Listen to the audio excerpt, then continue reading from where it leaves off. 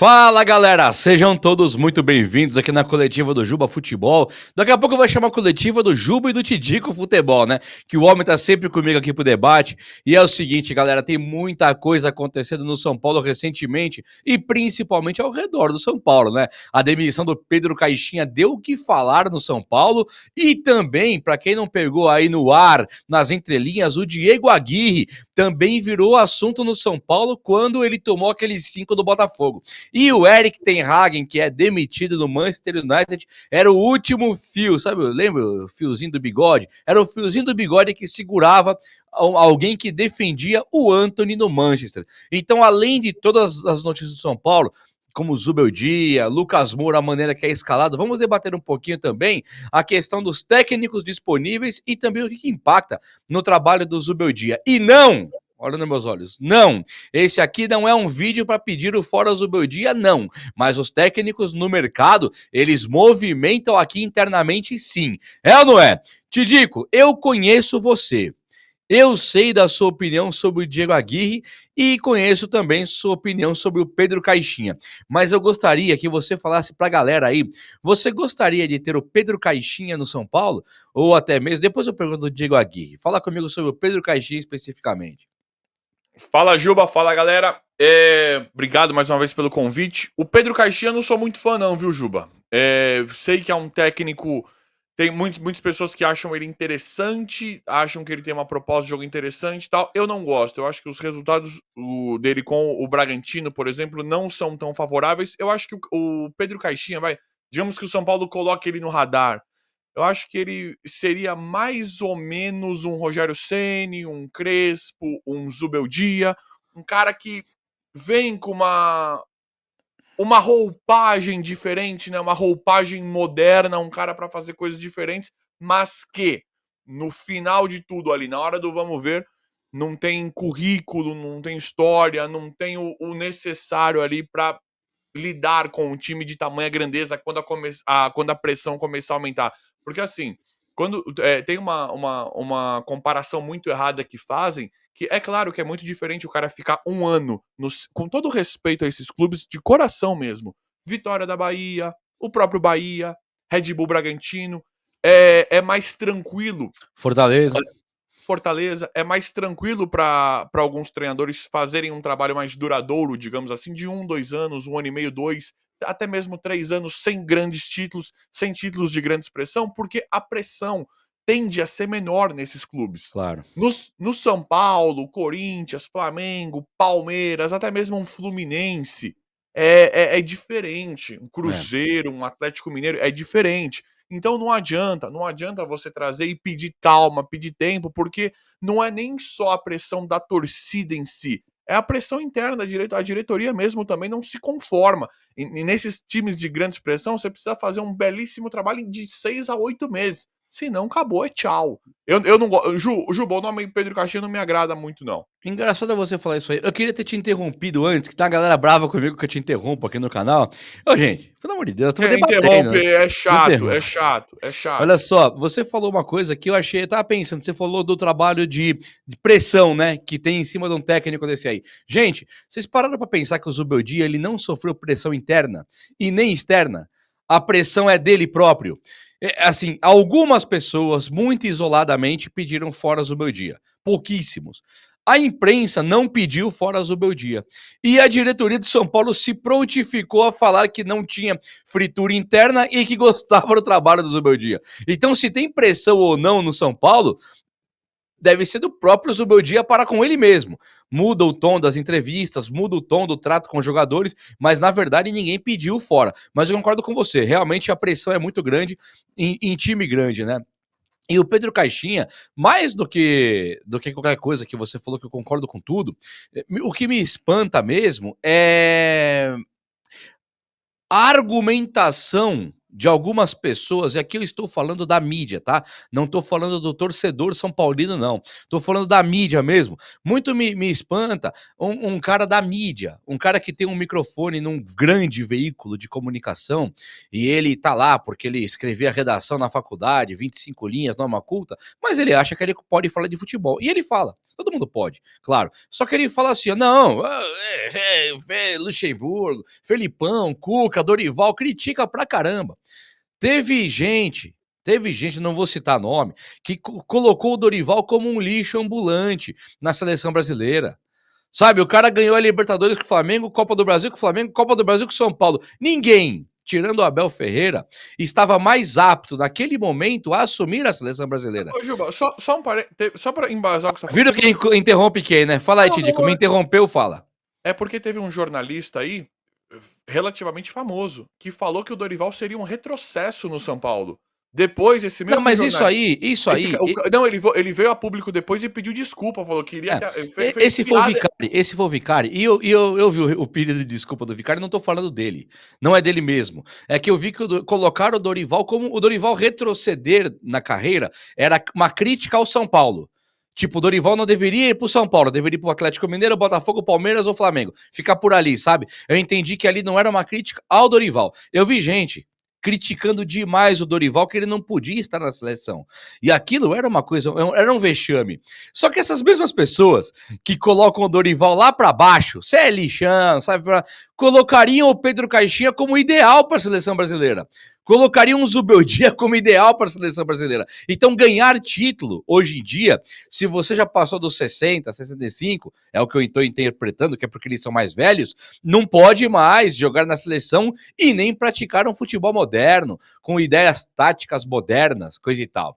Gente, o Rodri, do Manchester City, acaba de ser eleito o melhor jogador do mundo. O futebol da seleção brasileira, com Rodrigo Raio, Vinícius Júnior, Rafinha e aqueles rapazinhos sem ter um camisa 9, altão, fortão, o Brasil e o mundo nunca esteve pior no futebol na sua história. Messi e Cristiano Ronaldo passaram, nós estamos vendo o Rodri ser eleito o melhor do mundo e é a pior fase do futebol. Então, quando você olha para algum técnico O e fala, Gerson. O Gerson é melhor que o Rodri. O Gerson é muito melhor que o Rodri. tudo bem, isso é outra discussão. Mas pode ter, eu acho que dá discussão. Quando você coloca assim, ó, o técnico conhece o futebol moderno, eu acho que é um ponto negativo para ele. O certo do técnico talvez fosse ele não conhecer o futebol moderno. Então, quando me colocam na comparação aí, o Dorival com o Zubeldia, me desculpa, para mim não tem a menor condição de comparar. E o Pedro Caixinha é a mesma coisa do Zubeldia. No meu modo de enxergar, talvez o Pedro Caixinha tenha mais trajetória, tenha mais currículo do que o Zubeldia. Agora, o Zubeldia é um técnico simpático, é um técnico que todo mundo torce muito por ele no São Paulo? Sim, com certeza. Mas daí a falar que vamos trocar o Zubeldia pelo Pedro Caixinha, aí não, né? Aí não. Quer trocar o Zubeldia? Só a favor. Quer o Diego Aguirre? Acho que seria uma volta legal. Quer um técnico vencedor como o Dorival? Top, quero na hora. Agora, um cara que tá demitido, Jair Ventura do Juventude, o Pedro Caixinha do Red Bull, o São Paulo estudaram o nome desse aí, isso sim é retroceder, é retrocesso, e não pro técnico é uma promoção, retrocesso seria pro São Paulo. Já o Diego Aguirre, e aqui Eu eu acho vou... que foi isso que pegou, né, Juba? Só pra concluir Tá esse vendo quem que interrompe quem? Gostei, Tidico, obrigado por me interromper, fala. Não, mas é porque eu acho que foi Eu vou isso que falar do Diego pegou. Aguirre agora, vai. O Zubeldia, ele é aparentemente boa pessoa, Claro, excelente profissional, fechado sim. com o São Paulo, muito comprometido. O que pegou foram as questões, as escolhas técnicas ali, né, que deixaram a desejar. Com Ela certeza. Uma pessoa formidável. Mas é verdade, cara. Assim, tirando um ou outro aí, profissional de futebol, como técnico, por exemplo, que não tá lhe dando carrinho na lateral direita de time pequeno de Itaquera, se não for um cara assim, ele é um cara normalmente é gente boa, é pai, né? Já é um cara. Poxa, você pega os caras aí. Eu não quero o Tite no São Paulo. Dá pra falar que o Tite é uma má pessoa? Não, jamais. O Diniz, cara, o Diniz é um amor de pessoa. Eu quero ele como técnico de São Paulo? Não quero, mas é um amor de pessoa. E o Zubeldia, Carpini, cara. Sabe, quando demite o cara, a gente tem muito calor da emoção pra pedir algo assim, demissão de um técnico e tal. É o trabalho do cara, o cara ganha bem. Eu sei que o Zubeldia perde emprego no São Paulo em meia hora, tem 15 propostas na mesa, não é um desemprego, né? Mas assim, Boa pessoa, todos são. Isso aí, pelo amor de Deus. Nós não falando Acho que o exclusivamente de Zubeldia técnicos. demora para sair do Brasil, inclusive. É, tem proposta de seleção. Acho É, que o Zubeldia vai ficar bastante tempo, vai ficar no futebol brasileiro em algum outro clube. exato. Olha o Diniz aí. Perdeu emprego no São Paulo. Eu pedi o fora Diniz. O cara trabalhou no Santos depois disso, no Vasco, foi campeão da Libertadores no Fluminense, agora está no Cruzeiro. É Atlético só time Paranaense, gigante. Atlético Paranaense. Não, mas só time gigante. Tô falando dos gigantes. O Vasco é gigante. Sabe? O Cruzeiro é gigante. O Santos é gigantesco. O Santos jogou Pelé. Então não dá pra falar que pediu fora o Diniz é a mesma coisa de. Não é um trabalhador ficando desempregado. É diferente no futebol, né? É uma dança de cadeiras, vamos dizer assim. E o Aguirre, ele é técnico empregado do Penharol. Só que o Aguirre, ele tem duas diferenças aí do caso do Luiz Ubeldia. Primeiro, que lá no Penharol, não é também, do Luiz Ubeldia não, do Pedro Caixinha, por exemplo, de caras assim que estão livres do mercado. O Aguirre, ele está no Penharol. O São Paulo estala o dedo assim, eu acho que o Aguirre volta pro São Paulo. E agora, o Aguirre não é mais uma unanimidade tão gigantesca. Aquilo que ele construiu nessa Libertadores, eliminando o Flamengo, caiu tudo por terra quando ele toma 5 do Botafogo no primeiro jogo. Ele perdeu pro Botafogo no primeiro jogo, e isso ficou muito mal pro Aguirre. Então o Aguirre, ele deve sim sair do Penharol muito em breve se tiver alguma proposta, e principalmente uma proposta boa, como é a do São Paulo, que é 1 zilhão de vezes maior que o Penharol. Penharol tem a sua história, mas pelo amor de Deus, né? Não tem um jogador de bola ali, tá louco. É um time de retranca total. E o Aguirre, ele teve uma passagem pelo São Paulo muito interessante. O Dorival Júnior teve uma passagem pelo São Paulo. E aí ele teve a passagem em 2017, quando ele veio pro lugar do Rogério Ceni, ele perde emprego no Paulista de 18 e vai embora. Quando ele volta para o São Paulo, ele volta para ser campeão. E ele dizia: a minha história com São Paulo não estava concluída. Eu tinha história no São Paulo ainda. E eu olho pro Diego Aguirre, cara. O Diego Aguirre, para quem não se lembra, o Tidico vai comentar isso aqui. O Raí e o Pássaro e o Leco, que era a diretoria no momento, eles chegaram pro Aguirre e falaram assim: ó, eu quero ir pra Libertadores. O Aguirre liderou o Campeonato Brasileiro com Everton de ponta esquerda, Rojas de ponta direita, Nenê de meia e Diego Souza de centroavante. O Rojas machucou, o Everton machucou. O Diego Costa ali, o Diego Souza, acabou o gás dele, o Nenê também, pela idade. Acabou o gás dos dois. Só que os pontas machucaram. O Aguirre estava líder do campeonato e depois das contusões ele acaba indo para quinto e classifica o São Paulo para a Libertadores. Só que ele é demitido. E o Raí, diretor na oportunidade, falou que cometeu um erro. Ele primeiro demitiu, depois um pouco ele falou: eu errei com o Aguirre, eu admito que eu errei. E o Aguirre hoje, ele poderia voltar para o São Paulo, assim como o Dorival voltou, e ganhar uma Libertadores, uma Copa do Brasil, um Brasileirão. Seria algo muito plausível, não seria? Tidico, você gostaria de ver o Aguirre como sucessor numa eventual demissão do Zubeldia? Não que o cabra que fala com vocês aqui esteja pedindo a demissão do Zubeldia. Estou falando com base nas notícias que o Zubeldia tem o trabalho analisado jogo a jogo e que não deve permanecer no São Paulo para o ano que vem. Tidico, diante desse cenário, se o Zubeldia cair, você gostaria do Aguirre no São Paulo? Aí você facilitou pra mim, né, Juba? Aí você facilitou a situação pra mim, né? Pra quem não sabe, O galera, coraçãozinho do homem aí bate forte pelo Aguirre, eu conheço. eu sempre gostei do Aguirre, sempre gostei do trabalho do Aguirre. O Aguirre, nós teríamos sim que fazer uma campanha, a diretoria aí vigente teria que fazer uma campanha para trazer o Aguirre, porque da forma como ele foi demitido foi, assim, uma coisa Feia.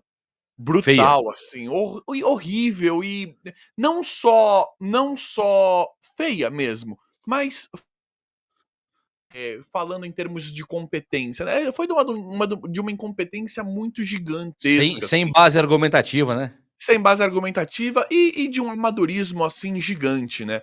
Então eu particularmente gosto bastante do esquema do Aguirre, queria o Aguirre. Só uma coisa, Juba, o Aguirre ele, foi, quando o Everton e o Rojas se machucaram, São Paulo era líder do Campeonato Brasileiro, e aí entrou a Copa do Mundo. São Paulo a Copa do Mundo aconteceu com o São Paulo líder do Campeonato Brasileiro. Isso, acredito eu que teve emocionou demais, talvez tenha emocionado demais a diretoria nesse sentido, só que o que contam pra nós, né, é que foram estipuladas metas na contratação do Aguirre. E a meta dele era classificar pra Libertadores, e ele foi demitido em quarto do Brasileiro. Ele foi demitido com o time se classificando pra Libertadores. Então foi uma coisa assim que não teve eu particularmente Ele foi fiquei vítima do próprio sucesso dele, né, se ele tivesse pedalando ali em terceiro e quarto, ele ficaria no cargo. Como ele deu a esperança do título, aí então, foi decepcionante ele não ganhar e caiu, foi demitido. pra não parecer tão injusto, eu concordo que o trabalho do Aguirre estava caindo. Naquele momento que ele foi demitido, ele estava indo muito bem, ele teve 2 lesões ali que influenciaram demais no desempenho do time dele, e o trabalho dele realmente estava caindo. Só que assim, os números dele fala o Eu vou cara falar ele da foi parte bem negativa do trabalho dele e também de um rumor que eu ouvi. Quer ouvir agora e você tá. continua? Não, mas só pra concluir, o cara foi demitido, batendo a meta estipulada quando o cara foi contratado, foi combinado, e ele falou: "Tá bom, então é isso, então minha meta é classificar". O cara foi demitido se classificando pra Libertadores. Então, assim, eu adoraria o Aguirre, entendo quem não goste, eu particularmente gosto do jeitão do Aguirre, e pra mim ele é um técnico maior do que muitos que tem aí hoje, viu, Juba? Ele Sim. não deixa de ser uma aposta também, mas ele é um técnico com uma carreira maior do que muitos que tem por aí. Certo. O que aconteceu é que o Aguirre, na minha memória, ele deixou o Reinaldo de ponta esquerda depois que o Everton machucou e colocava o Edmar de lateral esquerdo. Na direita, ele colocou o Regis, lateral direito, ele colocou de É ponta isso, direita.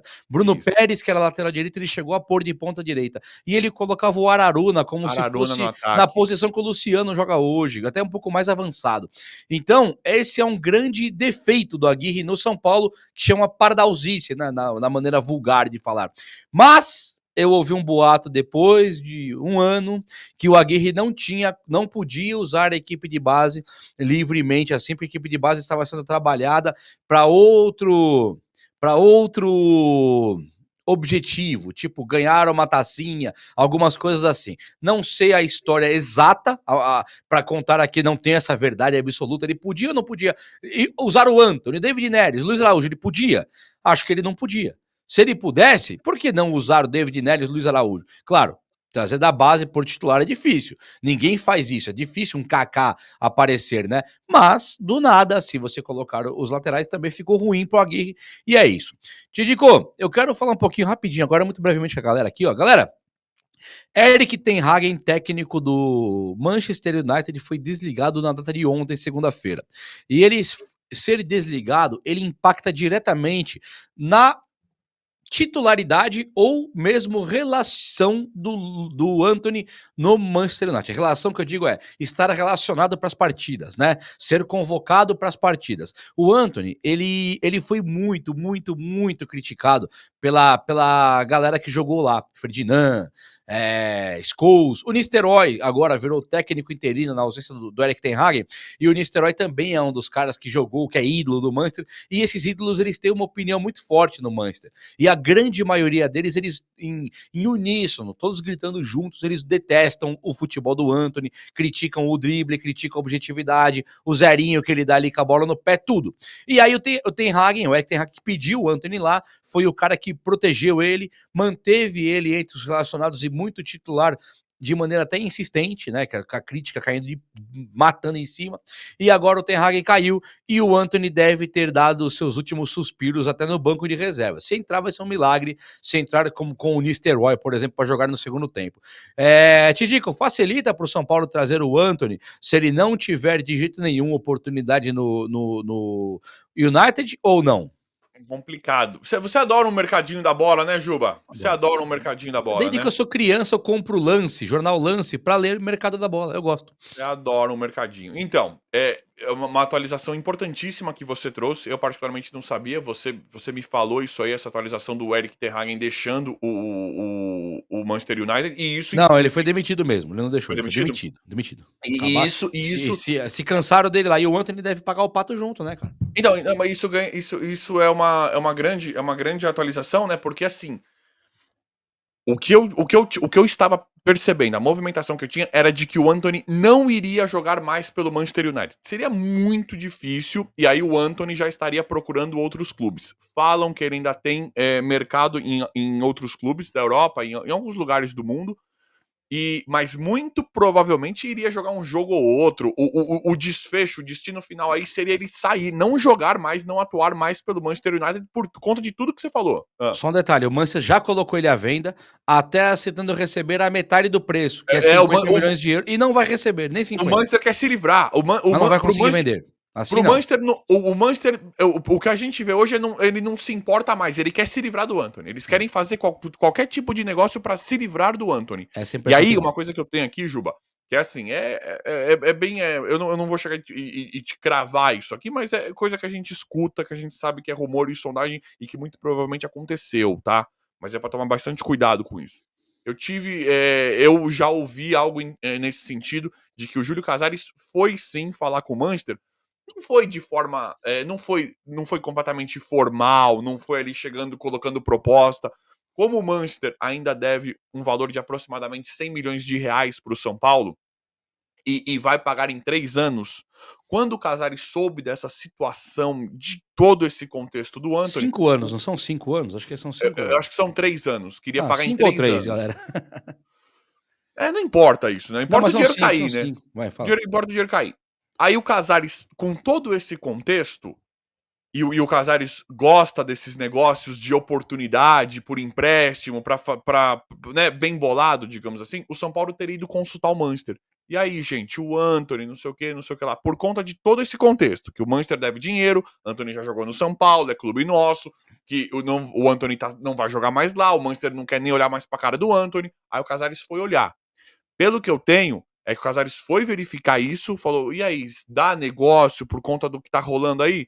E aí eu ouvi dizer que não. Falou, nesse momento, basicamente impossível do Antony voltar pro São Paulo. Assim, eu não duvido de nada, Juba, mas Não, aparentemente mas agora vem. já mudou tudo. Depois dessa notícia, o Ten Hag Pode cair ser. muda Pode ser. tudo. Pode ser. Então, beleza. Então é isso aí, cara. Vamos torcer aí pra. Eu tô torcendo muito pro Antony voltar pro São Paulo, mas eu queria ouvir a opinião de vocês aí que estão assistindo. Já deixa um likeinho pra dar uma moral se você quiser dar essa força aí. Você prefere o Compartilha Antony do esse. que o Rato? Prefere o Antony do que o Rato? Prefiro o Antony do que qualquer um. Eu também. Eu David também. Neres ou Antony, aí eu acho que eu prefiro o David Neres. Tirando o David Neres, é Mohamed Salah, depois David Neres, depois Antony. O Antony acho que é o terceiro do mundo que eu queria no São Paulo. É isso aí, galera. O vídeo de hoje foi esse. Espero que você tenha gostado. Se gostou, deixa esse like aí e comenta com a gente, a Gui, Anthony. Quero dar pano pra manga com esses assuntos aqui. Fechou? Um abraço, meus amigos. Até a próxima. Valeu! Valeu!